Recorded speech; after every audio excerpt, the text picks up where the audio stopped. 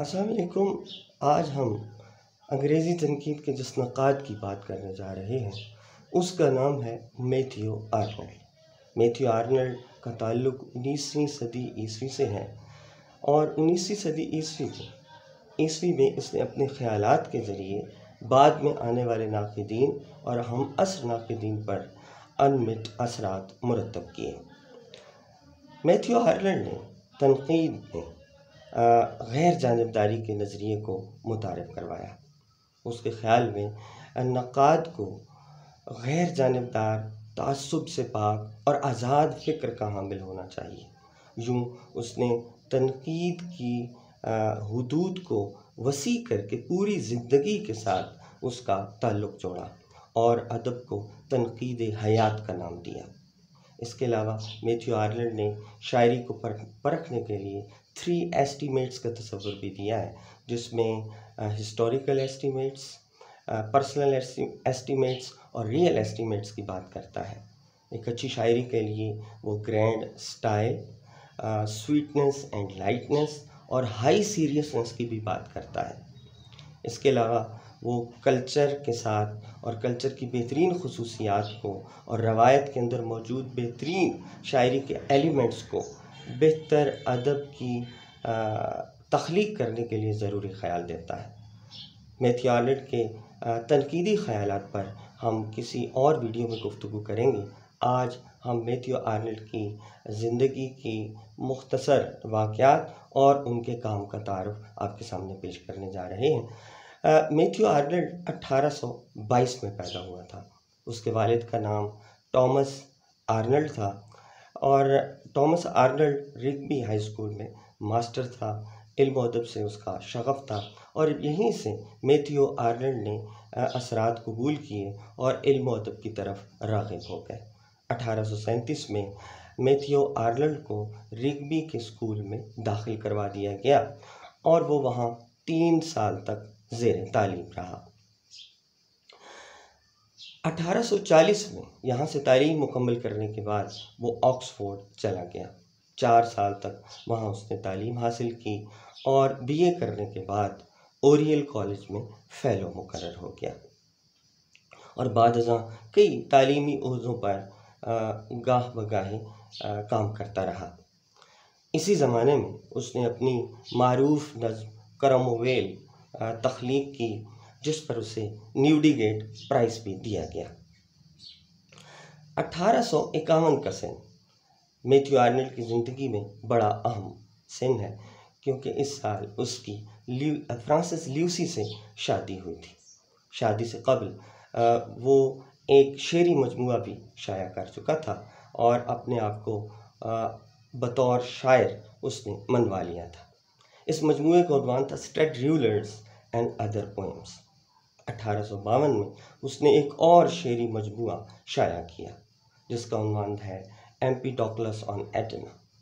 इसके बाद 1853 में इन दोनों मजमूओं में से बेहतरीन नज़्मों का इंतखाब करके उसने पोएम्स के नाम से एक एंथोलॉजी मुरतब की, जिसकी इशाअत के साथ उसकी शोहरत ऑक्सफोर्ड के हलकों से बाहर तालीमी और इल्मी और अदबी लोगों तक पहुंची और उसने शोहरत हासिल कर ली।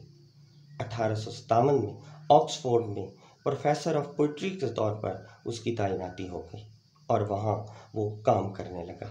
1858 में उसने मैरोप शाया की।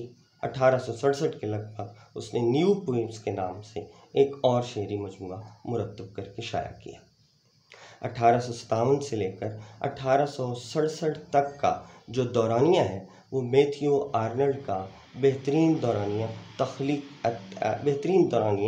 तस्वुर किया जाता है, क्योंकि इस दौरान उसने बेहतरीन तनकीदी और तख्लीकी काम सर अंजाम दिए।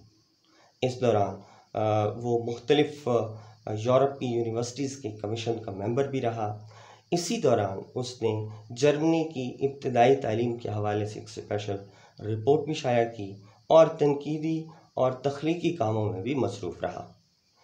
On translating Homer's, essays in the criticism, on the study of Celtic literature जैसे अहम काम मैथ्यू आर्नल्ड ने इसी दौरान शाया किए।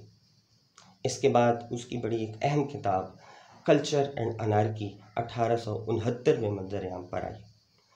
लिटरेचर एंड डॉगमा 1873 में उसने शाया की।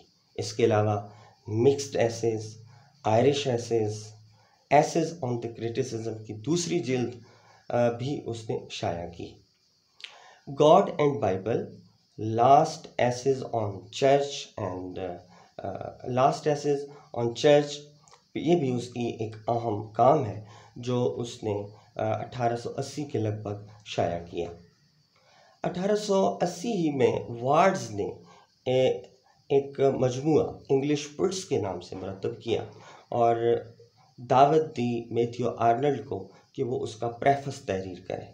उसके दिबाचे के तौर पर उसने एक मजमून लिखा जिसका उन्वान था स्टडी ऑफ पोइट्री, जो बाद में बड़ा मारूफ हुआ और शायरी के हवाले से उसके जो ख़यालात हैं उसको समझने में मददगार साबित हुआ। इसी तरह उसने अपने लेक्चर्स भी दिए मुख्तलिफ उन्वानात पर और 1888 में वो बंदरगाह पर अपनी बेटी को लेने के लिए जब गया तो वहाँ पर उसकी वफ़ात हो गई। सो इस तरह मैथ्यू आर्नल्ड 1828 में हमसे जुदा हो गया। उसके तनकीदी नज़रियात ने आने वाले जो नाक़िदीन थे उनको मुतासिर किया और उसकी सोच और फ़िक्र ने अंग्रेज़ी तनकीद में अनमिट असरात मुरतब किए। उसने ज़्यादातर अदब को ज़िंदगी के साथ जोड़कर देखने की कोशिश की। इसी वजह से उसका एक बड़ा कौल मारूफ है कि अदब तनकीद हयात है, जिस पर हम किसी और वीडियो में गुफ्तगू करेंगे। फ़िलहाल इतना ही काफ़ी। आपका बहुत शुक्रिया।